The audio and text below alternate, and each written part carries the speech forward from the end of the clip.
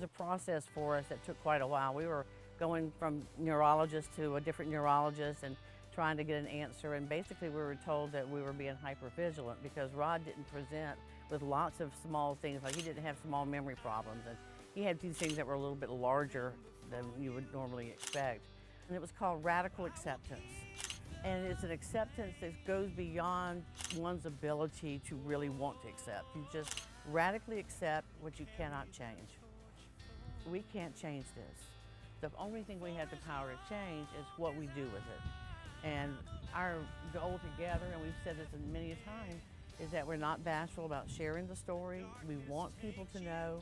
We want to answer questions. We want people to see Rod as he is. And the answer we used to get is, "You're kidding, you have Alzheimer's?" I can't remember if I do or not. That's what he'll say. One of the things that has come about is the realization of this extreme need for early diagnosis.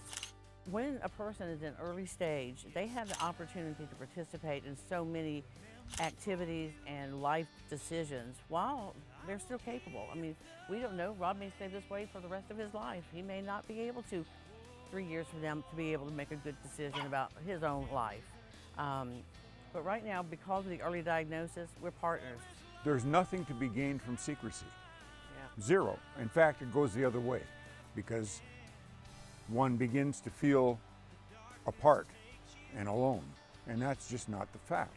Early diagnosis has an additional benefit beyond the sharing that's possible from the person.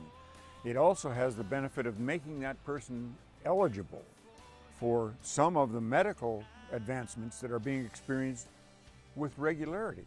Knowledge is power, and that's where I feel like I have my control, is I have the ability to understand what's going on. If I'm in a vacuum of indecision or concerns that aren't being voiced, to me that feels powerless. And so for me, I would say, take the power that you have, seek an answer, and then go forth with it. Right now, we're living every day to its fullest.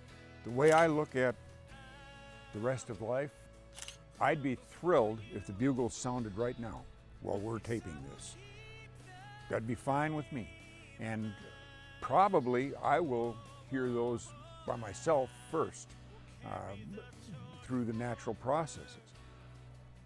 That's such a hopeful thing. And so the rest of this is awash in hope. I truly didn't realize I could love him more, but I do. Our love has gotten deeper and richer, and adversity sometimes causes that to happen, and I think that's what's happened with us. This journey has emotional highs and lows all the way through it. It never stops. And what I would say to caregivers in particular is to recognize that the grief is ongoing. It's not temporary grief. It's a grief that will cause you to need to reach out to others. And basically, through that, you'll find help and you'll find joy.